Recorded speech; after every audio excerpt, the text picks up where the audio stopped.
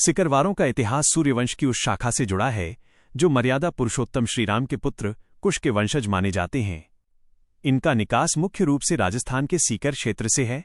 तर्क ये है कि प्राचीन काल में जब विदेशी आक्रांताओं के हमले बढ़े तब अरावली की पहाड़ियों के बीच स्थित सीकर एक मजबूत रक्षा कवच बना।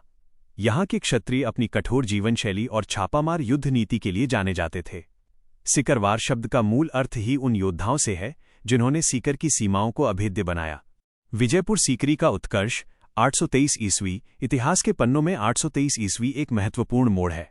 जब मध्य भारत में राजपूतों का वर्चस्व बढ़ रहा था तब सिकरवारों ने विजयपुर सीकरी की स्थापना की। आज जिसे लोग फतेहपुर सीकरी कहते हैं वो मूलतः सिकरवारों का गढ़ था।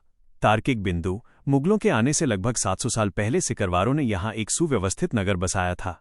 यहाँ के ऊंचे टीले और प्राकृतिक जल संचय की व्यवस्था ये बताती है कि सिकरवारों की इंजीनियरिंग और नगर नियोजन अर्बन प्लानिंग की दृष्टि बहुत उन्नत थी।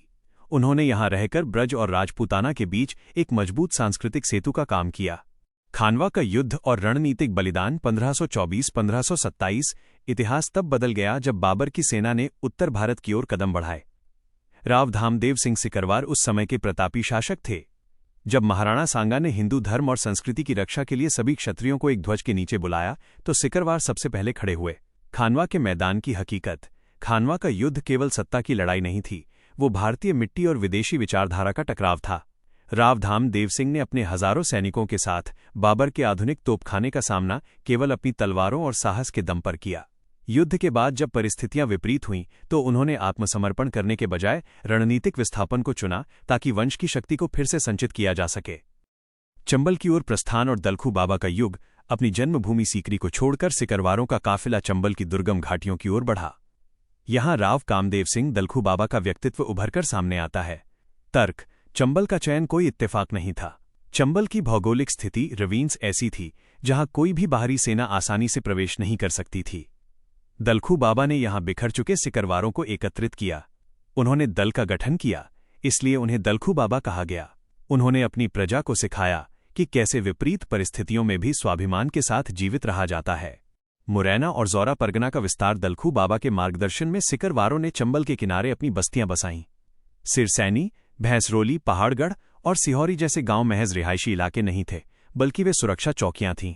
प्रशासनिक व्यवस्था: परगना जौरा में सिकरवारों के लगभग 70 गांवों का एक संघ कॉन्फेडरेसी तैयार हुआ। इन गांवों की विशेषता ये थी कि हर घर से एक योद्धा निकलता था। पहाड़गढ़ की रियासत इसी संगठन का परिणाम थी, जहां से राव धन सिंह और राव नारायण दास जैसे राजाओं ने मुगलों और बाद में अंग्रेजों की सत्ता को चुनौती दी।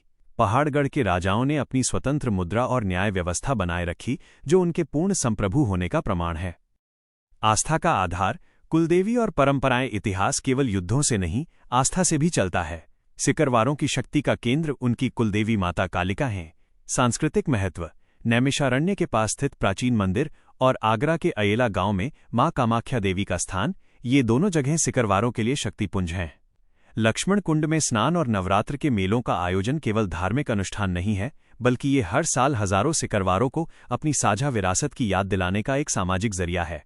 आधुनिक काल में विरासत आज भले ही राजा रजवाड़े नहीं रहे, लेकिन सिकरवारों की सामाजिक संरचना आज भी उतनी ही मजबूत है। चंबल से लेकर उत्तर प्रदेश और बिहार के कुछ हिस्सों तक फैले इस वंश के लोग आज भी अपनी पहचान सीकरी के शासक और चंबल के रक्षक के रूप में देते हैं।